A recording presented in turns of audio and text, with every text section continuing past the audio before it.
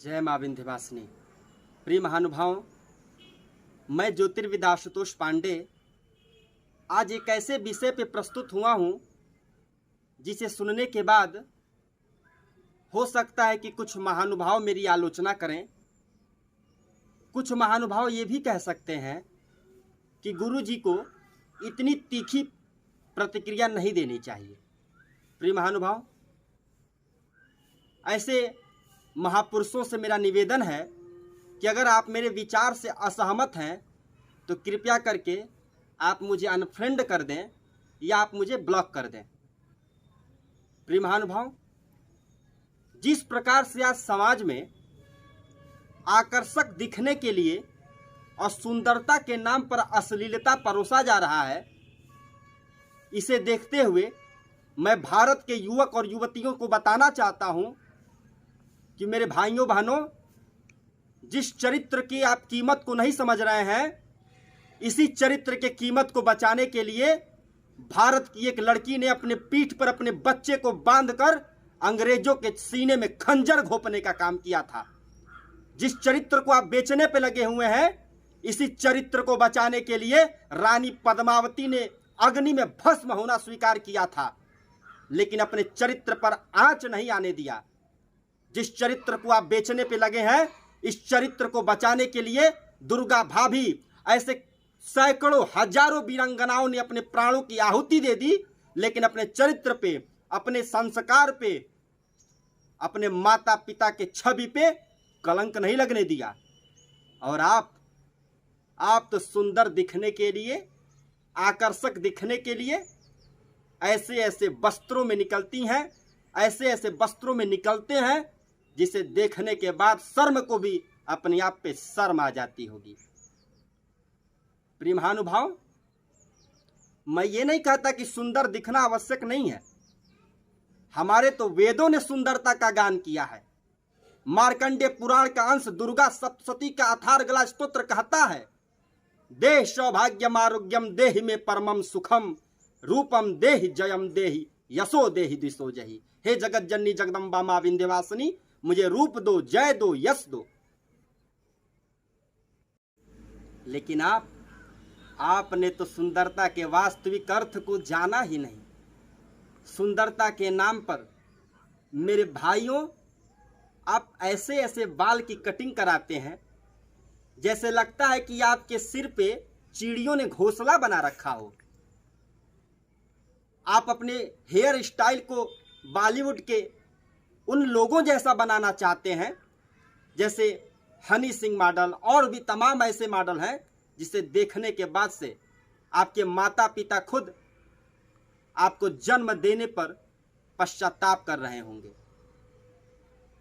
मैं पूछना चाहता हूं आपसे मेरे भाइयों, क्या हनी सिंह जैसा हेयर कटिंग करवा लेने से, गजनी जैसा मॉडल बनवा लेने से आप एक्टर बन जाएंगे? उस पोजीशन पर जाने के लिए आपको उनके जैसा गुण रखना आवश्यक होता है। हेयर कटिंग करने से कोई स्थान पे नहीं जा सकता।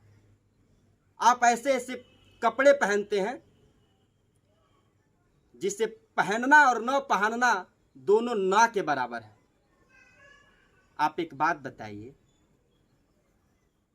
क्या आधुनिक होने का मतलब यह है कि हम अपने परंपराओं को खो दें?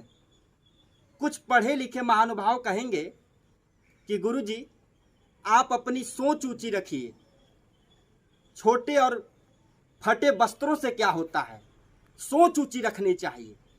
मैं ऐसे महापुरुषों को कहना चाहूँगा और कड़े शब्दों में कहना चाहूँगा कि स्त्री और पुरुष बंद कमरे में एक दूसरे से शारीरिक संपर्क में आते हैं, लेकिन वो कहें कि मैं सार्वजनिक स्तर पर खुलेआम ये कार्य करूंगा और अपनी सोच आप ऊंचा रखिए, तो क्या उचित है? विचार स्वयं कीजिएगा। मैं बताना चाहता हूं मेरे भाइयों बहनों, हमारे वेद गान करते हैं, यत्र नार्यस्तु पूज्यन्ते रमन्ते तत्र देवता। जहां नारियों की पूजा होती है वहां देवताओं का वास होता है। स्त्रियः समस्ता सकला जगत्सु, मां कहती हैं कि संसार के समस्त स्त्रियों में मैं ही वास करती हूं। पर आज जिस प्रकार से हम पाश्चात्य सभ्यता को धारण किए हुए हैं, शायद वो दिन दूर नहीं होगा जब हम अपनी परंपराओं का विनाश अपने हाथों से करके अपने सनातन परंपरा का क्षति कर देंगे। मैं ये नहीं कहता कि आप स्वतंत्रता से न घूमिए, मैं ये नहीं कहता कि आप पर्दा प्रथा में रहिए, पर मैं आपसे जरूर कहता हूं कि अपने संस्कार और अपनी मर्यादा को बचा के रखिए। आप बनना है तो लता मंगेशकर बनिए ना, सरोजनी नायडू बनिए ना। आपको सुंदर दिखना है तो केवल सुंदरता तन की आवश्यक नहीं है, क्योंकि कहा गया है ना, सत्यम शिवम सुंदरम। सत्य ही शिव है और शिव ही सुंदर है। और शिव कौन है? शिव का नाम कल्याणकारी होता है।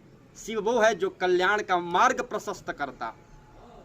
सुंदरता तो मन का प्रतिबिंब होता है, सुंदरता मनुष्य की दिव्यता पे निर्भर करता है, सुंदरता तो आपके आभा मंडल पे निर्भर करता है, बल्कि आपके छोटे और आपके अनैतिक रूप से पहने हुए वस्त्रों से नहीं सुंदरता बढ़ती। मैं चाहता हूं कि हमारे देश की युवतियां बने तो मदर टेरेसा बने, आप इंदिरा गांधी बनिए, आप राष्ट्र से लेकर विश्व तक अपने पताके को फहराते रहिए, जिससे भारत और भारतीयता को आप पे गर्व हो। लेकिन मेरा आपसे निवेदन है कि अगर आप भारत के संस्कार, भारत के स्वाभिमान को नहीं बचा सकते तो कृपया इसको रौंदने का प्रयास न कीजिएगा। मैं अपने इस वीडियो के माध्यम से भारत के प्रधानमंत्री माननीय नरेंद्र मोदी जी और माननीय उत्तर प्रदेश के मुखिया योगी आदित्यनाथ जी, आपसे मैं निवेदन करता हूं कि आप लोगों ने ऐतिहासिक कार्य किए हैं, लेकिन मैं आपसे निवेदन करता हूं, बारंबार इस देश का समस्त सनातनी निवेदन करता है कि इस पर भी एक कड़े नियम बनाने होंगे कि जो इस प्रकार का नैतिक कार्य करता हो उस पर कड़ी कार्रवाई हो। क्योंकि जब तक किसी देश की परंपराएं, जब तक किसी देश के सभ्यताएं जीवित नहीं रहेंगी, वो देश कभी भी जीवित नहीं रह सकता है। उदाहरण में हमारे सामने अफगानिस्तान दिख रहा है। इसलिए मेरा आपसे बारंबार निवेदन है, युवक और युवतियों, मेरे भाइयों बहनों, अगर मेरी वाणी से आपको कष्ट हुआ हो तो मैं क्षमा प्रार्थी हूं, लेकिन कृपया मेरी आवाज को समझें और ऐसे कार्य को करें जिससे हमारा देश हमारे पे गर्व महसूस करे। आपका दिन शुभ हो, मंगलमय हो। जय मां विंध्यवासिनी, जय माई की।